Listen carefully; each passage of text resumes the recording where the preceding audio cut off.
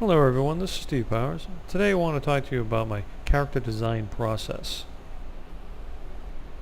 My design process isn't that different than most. I start out with a simple idea. I do some line drawing and then start adding in values to develop the larger shapes. And little by little you end up adding some detail with textures.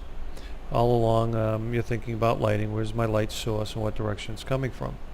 The main advantage that we do have available to us today than someone say 20 years ago is that we have digital tools available.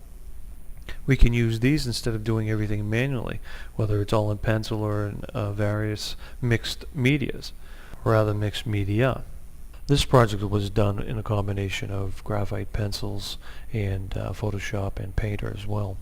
So I did utilize digital tools to enhance my traditional tools.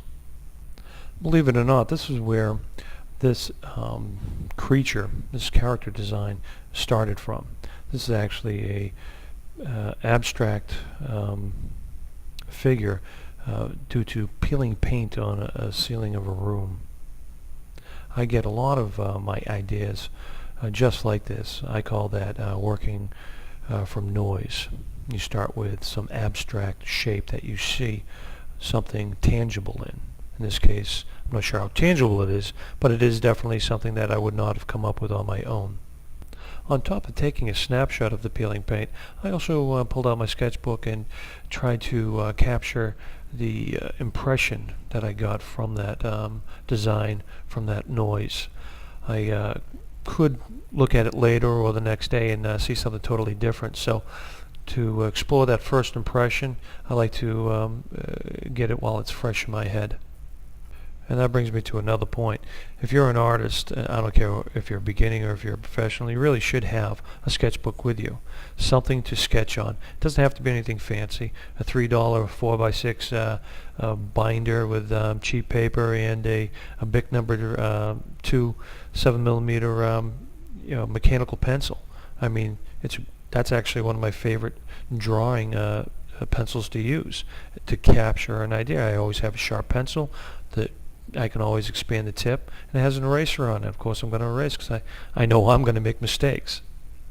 So on the same page where I put my first initial sketch, I elaborated a little bit, trying to capture the same gesture of the simple sketch and expand upon that. And what I did, I started with the shading and added, I wanted to capture before you capture any kind of texture, you want to capture the large shapes, whether is the chin protruding or the nose big, small. There's a lot of character, a lot of design features in the ears because there's a lot of personality in the ears. So that's kind of why I always think it was more of a dog at first, but this would be like some hell dog or what have you. But to this day, I still don't know what it is, and it could be used in a later project. And that's kind of why you design creatures or characters just for designing sometimes. It's good practice, but they can be repurposed into a project that you haven't even thought of yet. Now this is the final design that I came up with. I did the headshot, of course, in pencil. I did it on paper. And it was cheap paper too, but I did scan it in and then created the body in Painter because it has some nice realistic pencils as well. They're actually called real pencils, 2B pencil I believe, and has some nice flow and sketchiness to it, so it incorporated quite well with real pencils. The background was done in Photoshop, and I used the texture brush there to create that, and going back and forth, including, matter of fact, the texture from the Photoshop background was incorporated into the body of this character. And then I cropped it and in Photoshop and added some highlights where I thought made it pop a little bit more. It's still a very grayscale image.